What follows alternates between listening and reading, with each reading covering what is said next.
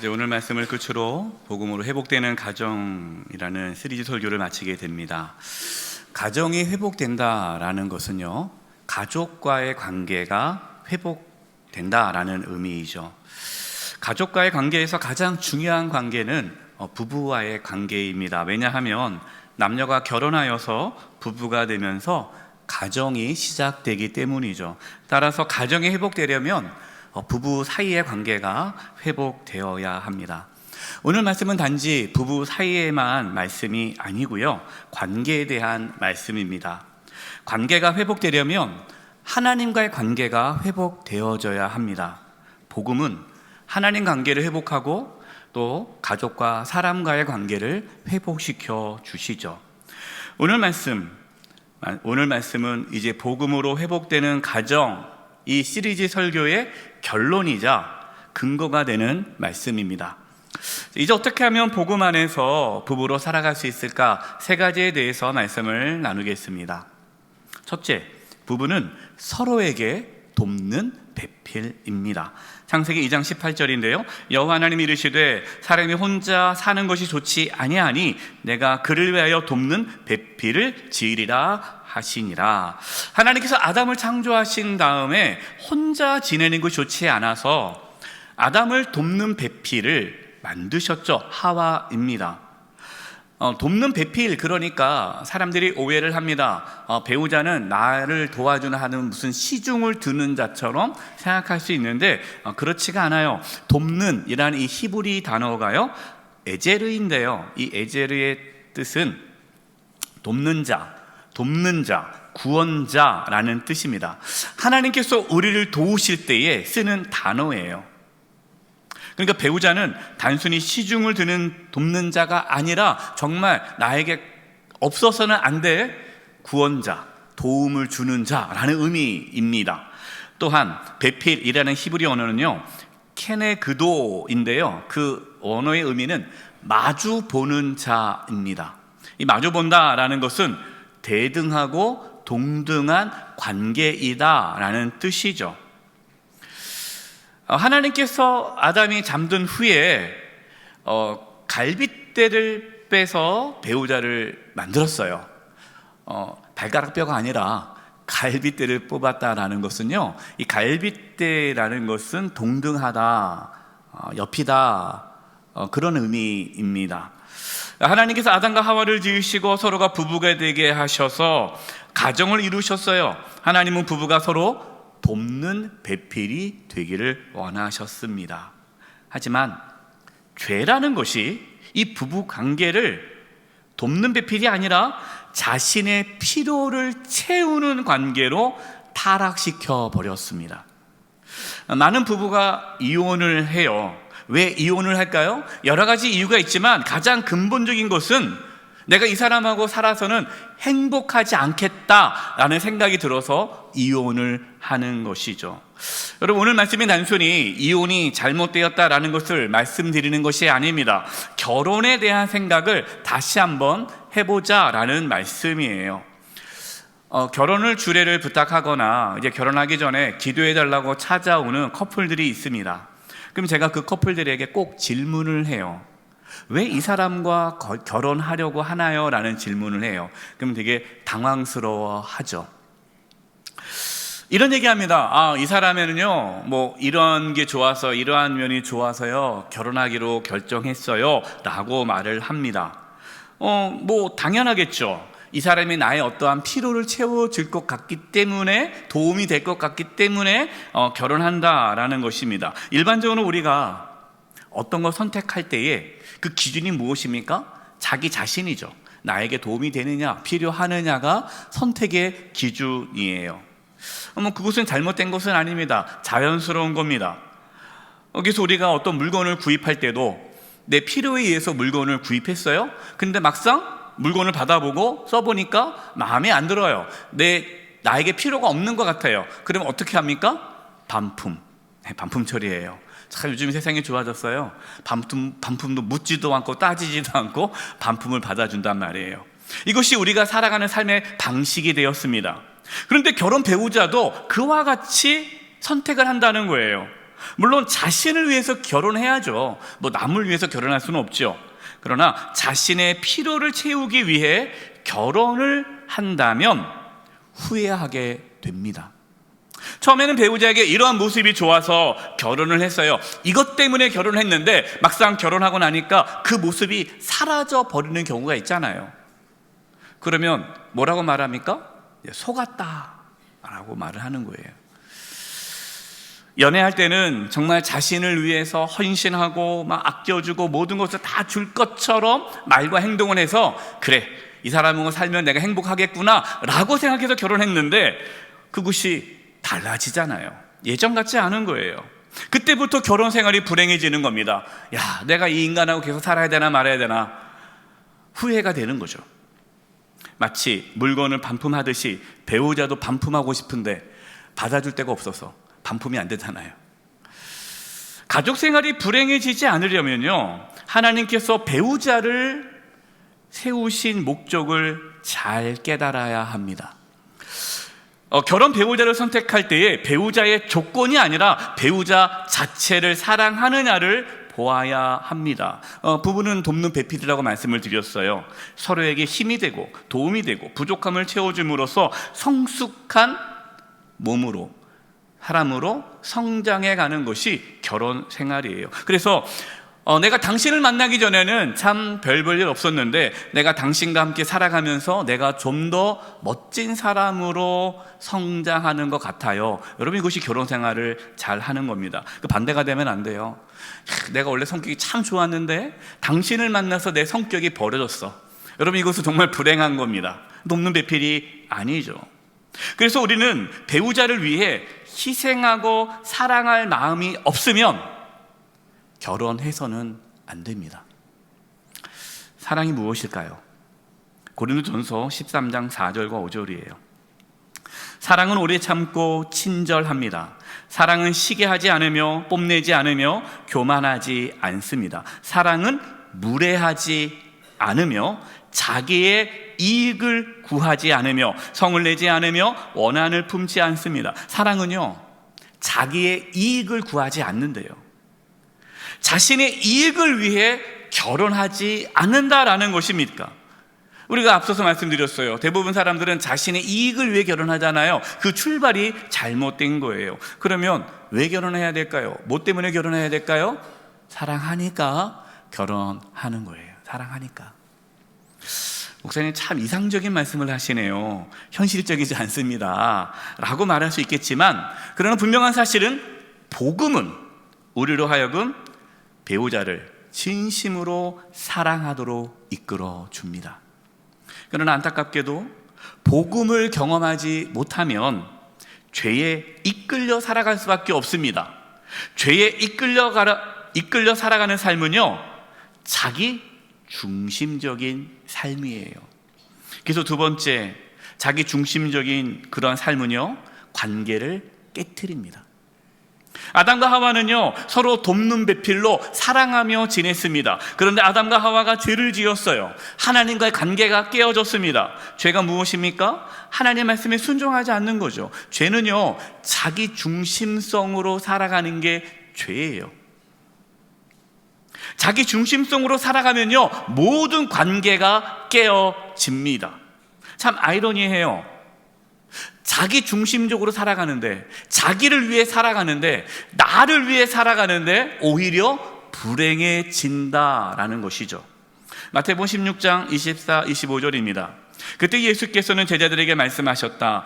누구든지 나를 따라오려거든 자기를 부인하고 제 십자가를 지고 나를 따라오라. 누구든지 제 목숨을 구하고자 하는 사람은 잃을 것이요, 누구든지 나를 위하여 제 목숨을 잃는 사람은 찾을 것이다. 예수님께서 자기를 부인하고 자기 십자가를 지고 예수님을 따르래요. 자기를 부인한다는 게 무엇입니까? 자기 중심성을 버리고 예수님 중심으로 살아가는 것, 하나님 중심으로 살아가는 것입니다. 이해할 수 없는 말씀을 하세요. 자기의 목숨을 구하는 자는 목숨을 잃을 것이고, 오히려 주님을 위하여 자기의 목숨을 버리는 자는 목숨을 얻는다라는 말씀을 주십니다. 자기 중심성을 버리고 하나님 중심성으로 살아갈 때에 진정한 행복과 기쁨을 누릴 수 있다라는 말씀이죠.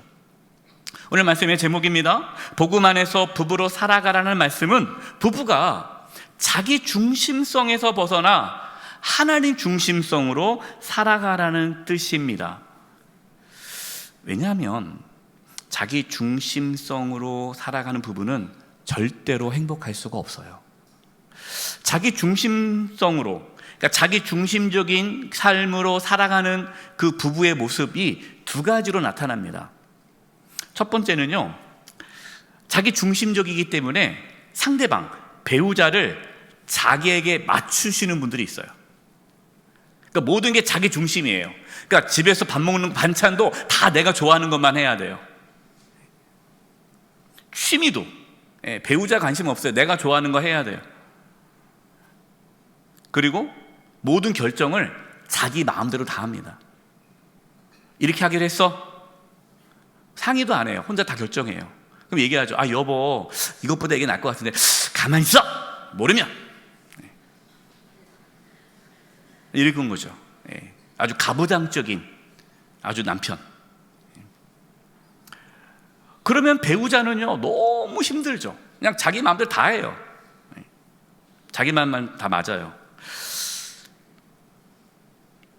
이 가부장적인 남편을 둔 아내는 참 고통스럽습니다. 근데 요즘에는요, 가부장적인 아내를 둔 남편이 많대요. 그래서 아내가 왕입니다. 아내 말이 곧 법이에요. 남편의 의견은 중요하지 않고 오로지 아내의 뜻만 중요합니다. 여러분, 이것은 복음 안에서 부부로 살아가는 것이 아니에요. 두 번째로 자기 중심적으로 살아가는 그러한 부부 모습 속에 나타나는 두 번째 모습은 뭐냐면요, 행복한 가정을 위해 그냥 내가 배우자의 기분을 맞춰주는 겁니다. 자, 여기까지 좋아요. 그런데 배우자의 기분을 맞춰주는데 자기의 힘으로 맞춰주는 거예요. 자기 중심성. 그러니까 아유, 내가 참아야지. 내가 하나 참으면 가정이 평안하겠지. 괜히 내가 말했다가는 또 싸움이 일어날 테니까 내가 참자 하고 그냥 견디는 거예요. 그러면 겉으로 봤을 때는 싸움이 일어나지 않기 때문에 평안해 보입니다. 하지만 시간이 지날수록 속상하죠. 왜 나만 계속 참아야 돼? 너무 억울해. 속상해. 내가 10년, 20년, 30년 저 인간하고 살았지만 어떻게 저 인간은 하나도 안 변할 수가 있지? 막 이러한 분노가 막 쌓이는 거예요. 결국 견디다가 폭발합니다. 우리나라는요, 황혼 이혼이 많아요. 다른 나라는 황혼 이혼이 좀 드뭅니다. 왜 그러면 초장에 다 이혼하니까. 근데 우리나라는요, 견뎌요. 참아요. 왜요? 자녀들 때문에. 자녀 출가할 때까지 기다립니다. 그리고 자녀가 다 출가하면 이제 더 이상 인간하고 살고 싶지 않아서 이제 황혼 이혼을 요구하죠. 여러분, 어떻게 보면 이것도요, 자기 중심성이죠. 자기의 힘과 자기의 의지와 자기의 결단으로 가정을 지키려고 애쓰는 거예요. 그 안에 기쁨이 없습니다. 겉으로 보기엔 평안해 보이지만 그 안에는 골마 터지는 거죠. 여러분, 그것은 건강한 부부 사이가 아니잖아요. 자, 어떻게 하면 그러면 자기 중심성에서 하나님 중심성으로 바뀔 수 있을까요?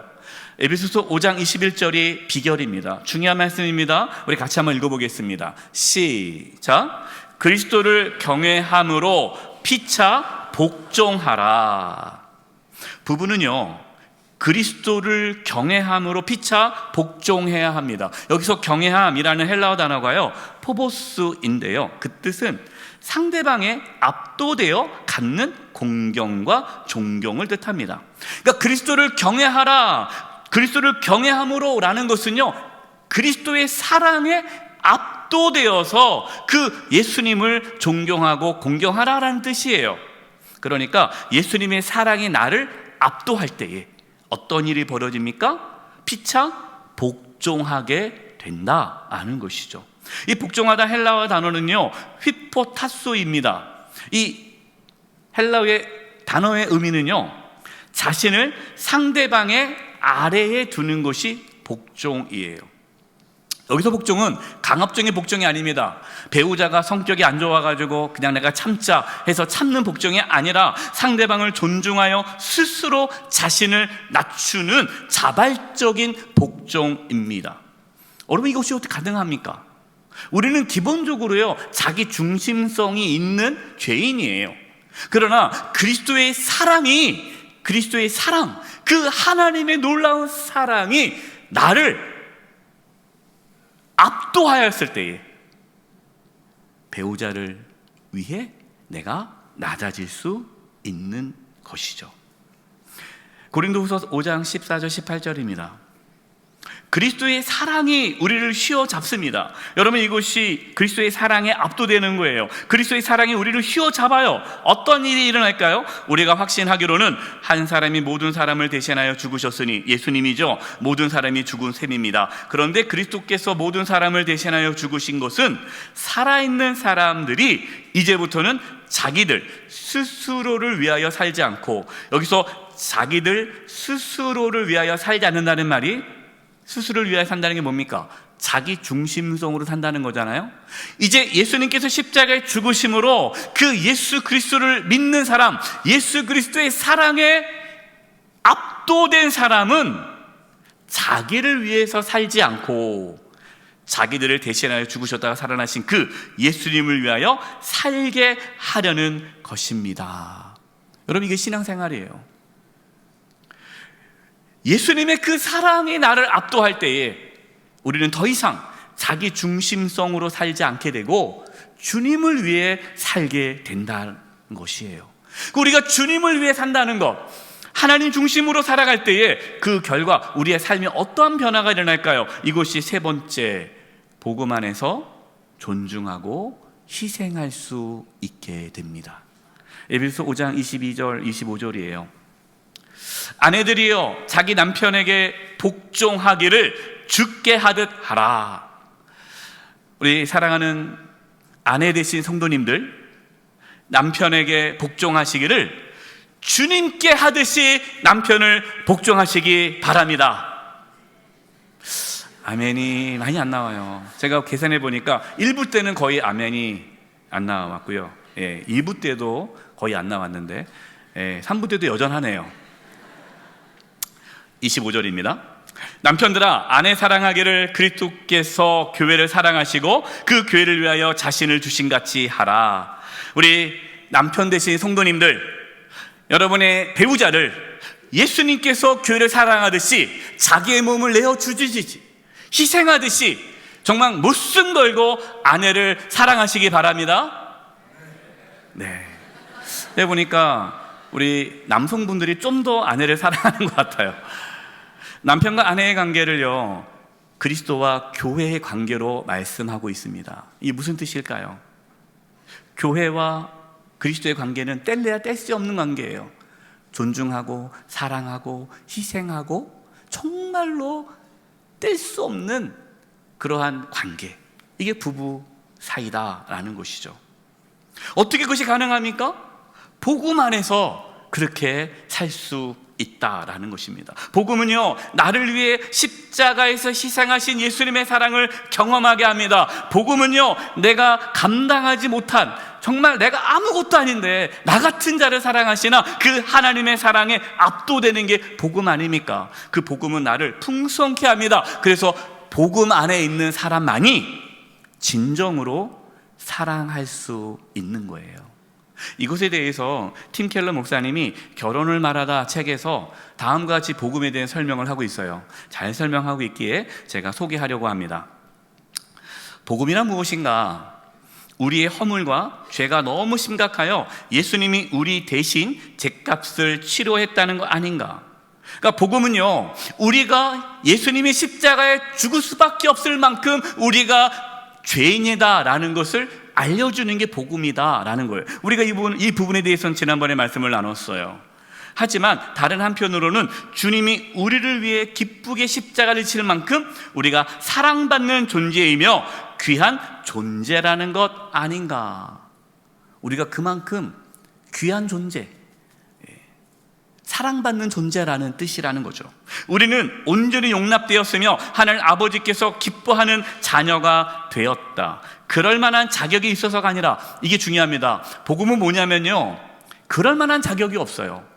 우리가 하나님의 자녀가 될 만한 자격이 없는데 값없이 베푸신 은혜 때문에 하나님의 자녀가 된 거죠. 이게 복음이에요. 그래서 복음은요, 인간이 참으로 자기 중심적인 죄인임을 선명하게 지적한다. 이 부분이 중요한데, 복음은 내가 복음을 경험하잖아요. 그러면 내가 그동안 자기 중심적으로 살았다는 것을 깨닫게 되는 거예요. 자기 중심적인 게 뭡니까? 자기가 열심히 뭔가 노력을 해서 나의 가치를 증명해내는 것. 여러분, 이것이 자기 중심적인 삶의 모습이에요. 그래서 그 다음입니다. 애써 일하고 섬기면서 자기 가치를 입증하지 않아도 괜찮다. 마찬가지로 안락한 생활, 칭찬, 보상을 얼마쯤 빼앗긴다고 해도 너무 염려하거나 괴로워할 필요도 없다.